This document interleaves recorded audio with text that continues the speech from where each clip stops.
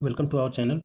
तो आज हम देखते हैं a square by root three equal to root a. ये प्रॉब्लम है, इसमें ए की वैल्यू हमें फाइंड करना है। तो फर्स्ट ऑफ ऑल हम लिख लेते हैं क्वेश्चन को। क्या है? A square by root three equal to root a. तो ए की वैल्यू हमें फाइंड करनी है। तो सबसे पहले हम क्या करते हैं कि रूट थ्री से दोनों साइड मल्टीप्लाई कर देते हैं। Multiply both side by root three से मल्टीप्लाई कर देते हैं। तो ये हो जाएगा आपका a square root three into a square by root three equal to root three into root a. यहाँ रूट थ्री कैंसिल हो गया, तो हमारे पास बच गया a square equal to root three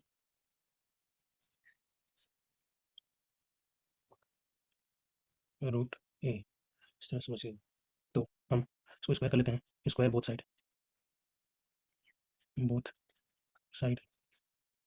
तो ये हो जाएगा हमारा ए स्क्वायर के power two equal to root three into root a का होल स्क्वायर हो जाएगा। तो इस तरह से हमारा हम देख लेते हैं कि अगर ए की पावर टू है तो ये हमारा होता है, अगर ए यक्स है, यक्स के पावर ए और उसके पावर बी है, तो हम इसको मल्टीप्लाई कर देते हैं पावर को। यक्स के पावर ए बी हो जाता है, एक्स के पावर ए बी हो जाता है।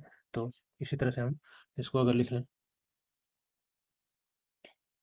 ए की पावर टू मीन्स ए के पावर फोर हो जाएगा इक्वल टू, ये स्क्वायर है तो अंडर रूट कैंसिल हो जाएगा दोनों का, तो ये हो जाएगा थ्री ए। इस तरह से हमारा मिल गया a power four equal to three a. इसको अगर हम इस तरह से लिख लें कि a power four minus three a equal to zero, ये हमारा इक्वेशन में वैल्यूज हमको मिलती है। सबसे पहले कॉमन अगर हम ले लें तो ए कॉमन ले लिया, तो यहाँ पे a cube minus three equal to zero. तो पहली value a equal to zero और दूसरी मिलती है a cube equal to three. अगर इसके पावर में वन बाई थ्री से मल्टीप्लाई कर दें दोनों के, one multiply by one by three दोनों साइड, ए सॉरी थ्री के पावर वन बाई थ्री। तो इस तरह से हमें मिल जाएगा, ये थ्री और थ्री कैंसिल हो गया, तो ए इक्वल टू मिल जाएगा थ्री का, से हमारी वैल्यू दूसरी वैल्यू जो हमें मिल गई ए की, ये हो गई। वैल्यूज को चेक कर लेते हैं। तो हमारे पास इक्वेशन था a square by root three equal to root a.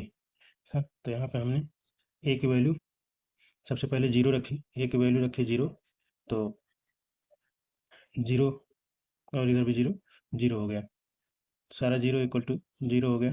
तो ये भी वैल्यू ठीक है, पर हम नेक्स्ट वैल्यू को चेक करते हैं। A equal to third root of three, तो इस तरह से हमें मिल गया। तो इसमें अगर हम रखते हैं तो ये हो जाएगा थ्री का whole square by root three equal to three का क्यूब रूट हो जाएगा, ये वन बाई थ्री, ये हो जाएगा one by three whole square, और ये हो जाएगा थ्री के पावर वन बाई थ्री। तो इस तरह से हो जाएगा थ्री के पावर टू बाई थ्री, और ये हो जाएगा थ्री के पावर वन बाई थ्री। तो इस तरह से थ्री के पावर वन बाई टू यहाँ भी रहता है।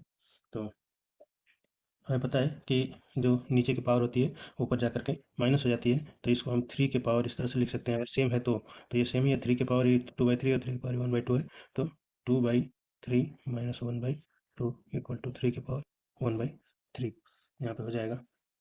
तो ये थ्री टू या सिक्स, अगर इसके पावर से जाएंगे तो थ्री के पावर हो जाएगा six by two two, three two या सिक्स और टू टू या four minus two three six, three हो जाएगा। तो इस तरह से हो जाएगा थ्री के power one by three equal to three के पावर वन बाई थ्री। तो ये भी सर सही है, मतलब हमारे दोनों वैल्यू जो है कि ये और ये दोनों सही है।